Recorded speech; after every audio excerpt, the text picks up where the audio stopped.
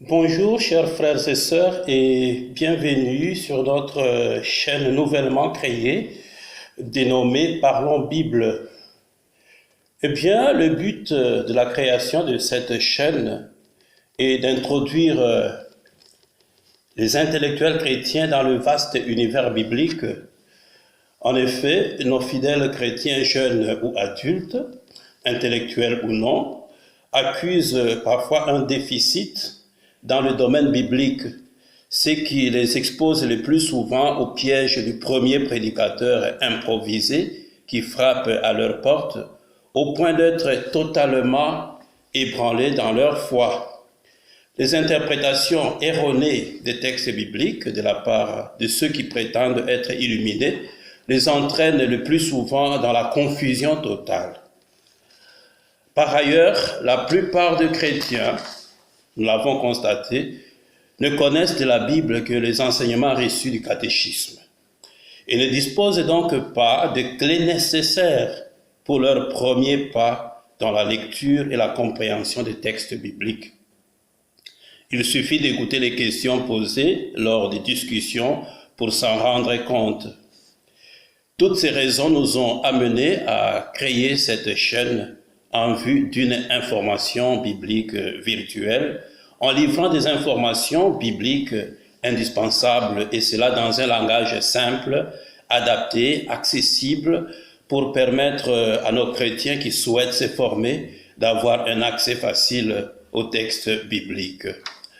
Alors, si vous voulez me suivre régulièrement, je vous invite à vous abonner en cliquant sur le bouton s'abonner en bas de cette chaîne, mais aussi en cliquant à côté sur la petite clochette pour être averti chaque fois que je mettrai une nouvelle vidéo, donc une nouvelle leçon en ligne. Nous allons commencer aujourd'hui notre première leçon avec des questions préliminaires. Et ici, je vais résumer 3 points principaux. Le premier point consiste à savoir que signifie le terme Bible. Et le second point consistera à vous informer sur les langues originales de la Bible. Et enfin, je vais vous expliquer ce que signifie le canon de la Bible. Commençons tout de suite par notre premier point. Que signifie Bible? Eh bien, le terme Bible dérive du grec ta biblia, qui est un pluriel et qui signifie les livres. Ce pluriel veut tout simplement nous dire que la Bible, en fait, se compose d'un ensemble de livres. Ce n'est pas un unique livre. Et donc que la Bible est une sorte de bibliothèque constituée de textes écrits par différents auteurs à de différentes époques avec un style et un contenu différents. Comme dans une bibliothèque, on trouve les livres rangés selon les genres littéraires. Dans la Bible également, vous trouvez des livres d'histoire, vous trouvez des livres de lois, vous trouvez des récits, vous trouvez même des légendes, des romans, et nous allons y revenir quand nous parlerons des genres bibliques de textes. Alors, ce qu'il faut encore savoir au sujet de la Bible, c'est que la Bible constitue de nos jours le livre le plus diffusé, le plus imprimé, le plus commenté du monde. Elle a été traduite dans plus ou moins 2400 langues et des millions de personnes la lisent régulièrement. Deuxième point, les langues originales de la Bible. Toutes les langues dans lesquelles nous lisons la Bible actuellement ne sont que des traductions. Le français, l'anglais, l'italien, les langues africaines, le lingala, le swahili, le kikongo, le yoruba, les haoussa, ce sont des traductions. Mais les textes bibliques à l'origine nous sont parvenus à travers deux langues. Les livres de l'Ancien Testament furent rédigés en hébreu, bien qu'il existe évidemment des écrits rédigés directement en grec, comme par exemple le livre de la sagesse, le Siracide et certains extraits du livre d'Esther et de Daniel. Je pense ici à Daniel, chapitres 13 et 14. Par contre, les écrits du Nouveau Testament furent rédigés en grec, langue parlée dans le monde gréco-romain. Toutes les autres langues que nous connaissons ne sont donc que des traductions qui dérivent de ces deux langues, l'hébreu et le grec. Quel est l'avantage des langues originales? L'avantage, c'est que quand on lit la Bible dans ces deux langues, on comprend mieux le sens des textes bibliques. Car certaines traductions sont mal faites, vous ne pouvez pas imaginer, et ne restituent pas le sens original des textes. C'est le cas, par exemple, d'un verset de la prière de Notre Père qui vient d'être modifié dans sa version française.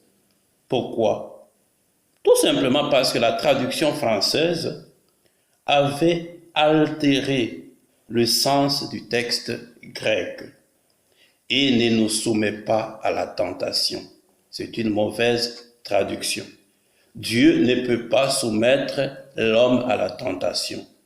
Dieu peut nous mettre à l'épreuve pour vérifier, par exemple, la qualité, la profondeur de notre foi. Mais Dieu ne nous abandonne pas à la tentation. Il ne nous soumet pas à la tentation. Parce que le sens serait que Dieu nous livre aux mains du diable qui est prêt à faire de nous tout ce qu'il veut. Non. Mais la traduction exacte est « ne nous laisse pas entrer en tentation ». Ne nous laisse pas aller vers la tentation, c'est-à-dire empêche-nous, préserve-nous, retiens-nous quand nous commençons à aller vers la tentation. Kaime eizenekes emas eis peirasmon, le texte grec. Le troisième point, le canon de la Bible. Qu'est-ce qu'on entend par canon de la Bible? Eh bien, on appelle canon de la Bible la liste des livres qui composent la Bible et que l'Église reconnaît officiellement. Pour l'Ancien Testament, les Juifs avaient retenu 39 livres. Et donc, quand vous lisez la Bible en hébreu, dans la Bible hébraïque, vous aurez affaire à 39 livres. Quel est le critère qui a commandé la sélection de ces 39 livres? Eh bien, les Juifs ont pensé tout simplement que l'inspiration se serait arrêtée avec le dernier prophète. Et donc, considérant que Malachie était le dernier prophète, nous sommes vers les années 420 avant Jésus-Christ, ils ont donc éliminé tous les livres qui ont été composés après le prophète Malachie. Et surtout que la plupart de ces livres étaient rédigés en grec, langue païenne, seront eux.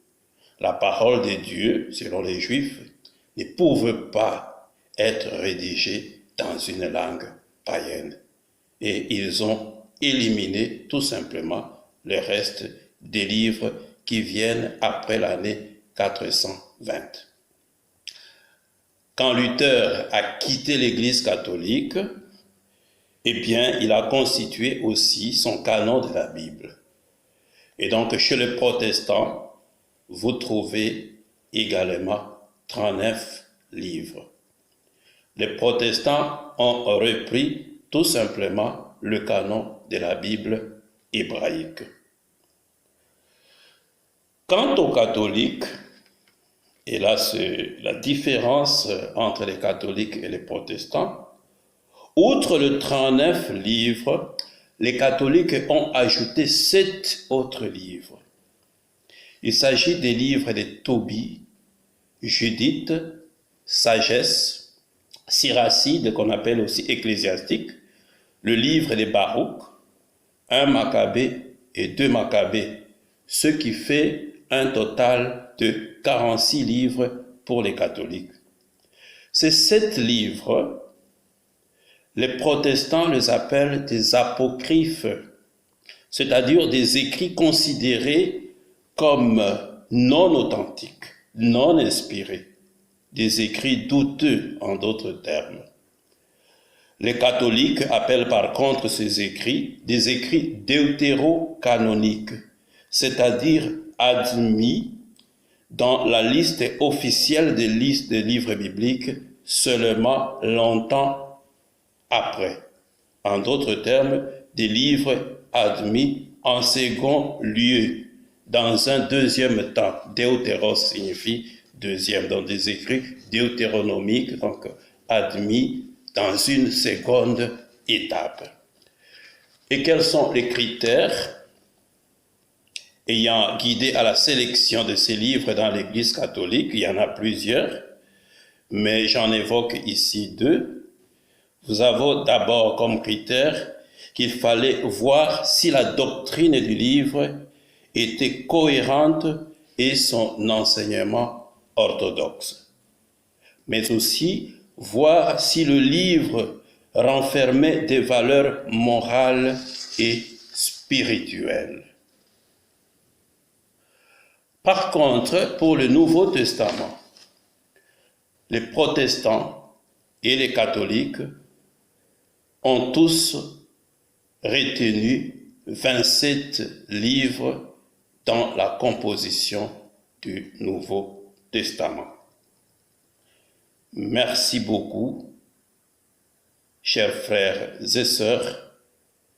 N'oubliez pas de vous abonner et surtout que Dieu vous bénisse et à la prochaine. Au revoir.